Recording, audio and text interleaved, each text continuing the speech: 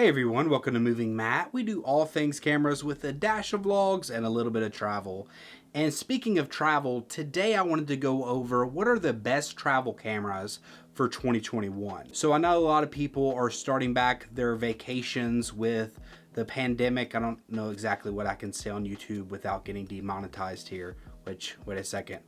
I don't have 1,000 subscribers, so I'm not monetized anyways. So with the terrible situation in the world starting to wrap down, at least in the United States, I know a lot of people are starting back on their vacations and going and doing different adventures. And maybe some of you might be wondering, what is the best camera for you? So my wife is from Vietnam, and I've been lucky enough to be able to travel back and forth there multiple times and take video. And I've learned a few things about what is needed in a travel camera and what can actually be maybe a disadvantage when you're traveling, trying to get the best pictures and video. And if you're a vlogger or someone like that, trying to get the best experience. So like many of you, I haven't been able to travel in a while, and now with the 2-month-old, I do not see travel in my near future, but I'm happy to take my experience with not only cameras, but traveling and give you the best advice I can. So getting into it, and yeah, there's gonna be timestamps below if you maybe wanna jump around depending on where your camera journey is right now. So maybe that'll be a helpful tool for you, but hopefully you'll stick around and watch the entire video.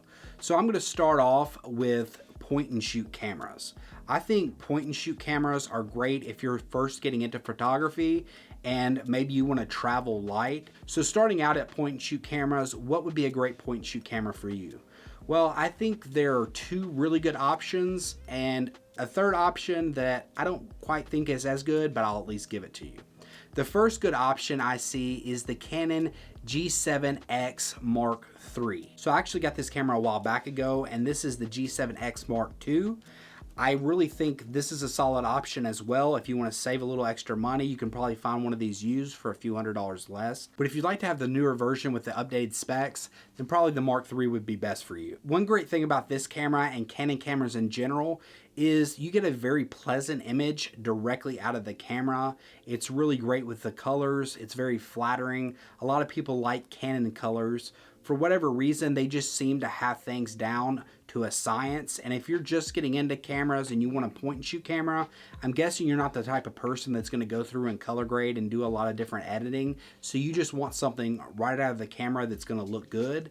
And the Canon G7X III will give you that. Another great option in the point and shoot category is the Sony ZV-1. This was a camera that came out not too long ago in the vlogging space, and it's really made and designed for vloggers. It has the upgraded color science from Sony and great autofocus as well. Another good feature that the ZV-1 has is the autofocusing system that allows you to show off different products, or in the case of travel, a coffee that you're drinking or a coconut that you're drinking, something that is unique to the place you are. You'll be able to show it up to the camera and we'll be able to focus in on that very fast, and it's very great for vloggers or people on the go. Now the last camera that I'll mention in the point and shoot category is one that I don't exactly recommend, but it's worth mentioning, and that would be Sony's RX line. They are very solid cameras. One pro that you have of that camera is that it's going to have a longer focal length. So what you should know about that basically is it goes from 24 to 200, meaning that you're going to be able to be very close up and kind of get a fairly wide thing if you're looking at your face, but you're also going to be able to zoom out and get pictures from further away or get video from further away. The reason I don't exactly recommend it is because it's $1,200 and the other cameras I mentioned are more in the $600 to $700 range. And I think if you're gonna spend $1,200, you may wanna step up to the next category of cameras, and that is your low-end interchangeable lens cameras. The first camera in this category that I'll mention right off the bat is the Canon RP. Now you can find this for right around $900 without a lens, of course, but I think that is a great starting point for you if you are just getting into cameras and maybe you want to step up your game from a point and shoot camera, or maybe just skip the point and shoot altogether and go straight to interchangeable lens cameras. So one of the great things about the RP is that it is a full frame sensor. So although it is not the best specs that you maybe find on paper, I usually find that Canon really hits above their spec sheet and people seem to enjoy their experiences with it, even if the spec sheet isn't as sexy as some of the other cameras on this list. Another great thing about Canon is it is very user-friendly, and they have great touchscreens. And if you're used to coming from your smartphone where you have really good touchscreens, then the Canon RP's touchscreen and the Canon menus will make you feel right at home. Now, one thing to think about with the RP is it is getting a little older now, and there's rumors that there's going to be an RP Mark II. But if you're traveling this summer and you want to get out there, then the RP is probably a great option for you. Another good option is the Fujifilm system. I really like Fujifilm cameras. I think they have a great look, not only aesthetically in the hands, but they also have a great look on video and with pictures. I really like their colors. And a great camera that they have is the Fujifilm X-T4. Now it is a little bit more expensive. I think it's around the $1,600 mark, but you can probably get the X-T3 for quite a bit cheaper, and it has really high quality options as well. It has what is called 10-bit video, so it means that if you do start getting into more color grading and things like that, you'll be able to move the colors around a lot better than you will on something like the RP. Another great thing about Fujifilm is they are very invested in the APS-C line, so if you like a smaller sensor, which equates to most of the time a smaller camera, then they will be a great camera system for you throughout the future, and they would be great for traveling considering they're very compact. Now on the flip side, some may consider that a disadvantage because they are a smaller sensor, which usually equates to not having quite as good of low light and not quite as good of contrast. And that is something that is a lot of times desirable for somebody who's trying to get, you know, quote unquote cinematic footage. But personally, I think Fuji cameras are very solid. And if you want to go smaller sensor size, then I think that is the best camera option for you. Now, moving on to Sony. So Sony, I will first say there is a camera that's supposed to be coming out very shortly. I think maybe even by the time you watch this, it will be announced. It's called the ZV-E10, which will basically be an upgrade to the ZV-1 system that I was talking about in point shoot cameras. And it will be an interchangeable version of that with some updates as well. It will have a smaller sensor, which will be the APS-C style sensor. It will not have the full frame like the RP, but it's a very solid option. And a cool thing about Sony and their E-mount system is even if you buy a crop sensor lens that you would need for an APS-C camera, you can move up and usually use that on their full frame options as well. You'll just have to crop in, but the lenses themselves will not completely be dead if you decide to move up in the future. I think that is a great option.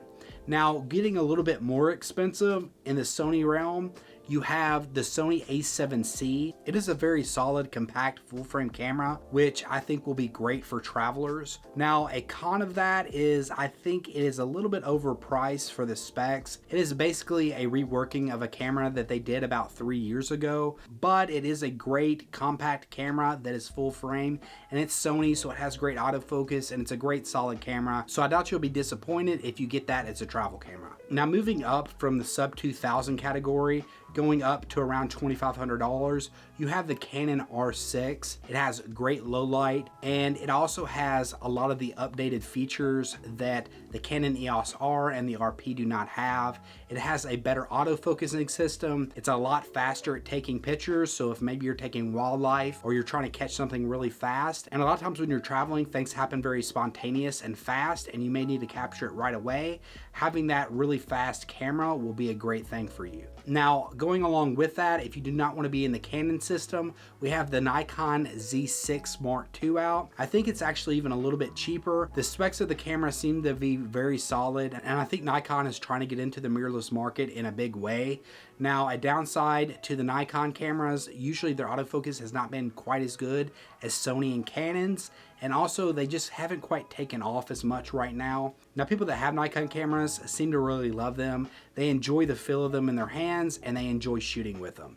So if you think you might be that type of person, then go to a store, get to know it and feel it, and decide if Nikon is the brand for you. Now, a camera that should be here very shortly is the Sony a7 IV. We did not know much about it, but we do know that the Sony a7 III was a very high performing camera for its price range. So if you are watching this at a slightly later date, then maybe look out for the Sony a7 IV. Now, moving up to the last category, I think these are kind of the best you can get in at least the mirrorless style body and what I would want for a travel camera. And the two cameras that I'll mention here are the Canon EOS R5 and the Sony a7S III. Now, two great things about these cameras are they both have very solid video. Now, the Canon R5 does 8K video, which is absolutely insane. And it also has 4K video that's downsampled from 8K, so you get very crisp video out of that camera. A problem with that camera is it does have record limits and it tends to overheat. So if you're traveling somewhere that is extremely humid and hot, then you may have a problem with that. But another pro of that camera is it is a 45 megapixel camera. So if you're looking for more of a hybrid that's gonna take really great stills and video, then the Canon R5 may be for you. Now on the flip side with the Sony a7S III, I think if you're looking for something more in the video category, then the Sony a7S III is the better bet for you. I personally have that camera. Some of the great things about that camera are it has a really great low light performance, and a lot of times when you're traveling, you can't necessarily control the light source. You maybe can't control what's happening at what time of day. And being able to have a camera that is great in low light like the a7S III is definitely a plus. Now, a downside of the Sony a7S III, if you're more of a hybrid shooter, is it is only a 12 megapixel sensor. Now, personally, I think that is plenty for most people who are doing photos. Unless you're printing something out in a really big way, then 12 megapixels should be great for you. But these are both very expensive cameras, and this is something that you might want to work up towards if you're new to cameras. And I have another video that goes into more detail comparing the two if you're trying to decide between which camera you want to get. But those are just my thoughts and my picks for best travel cameras. Drop in the comment section below and give me your thoughts and your picks. And if you're somebody who's trying to figure out which camera, maybe you'll see some of the picks below and you'll find those are a better option for you. If you like this video, be sure to give it a thumbs up and consider subscribing. Until next time, peace.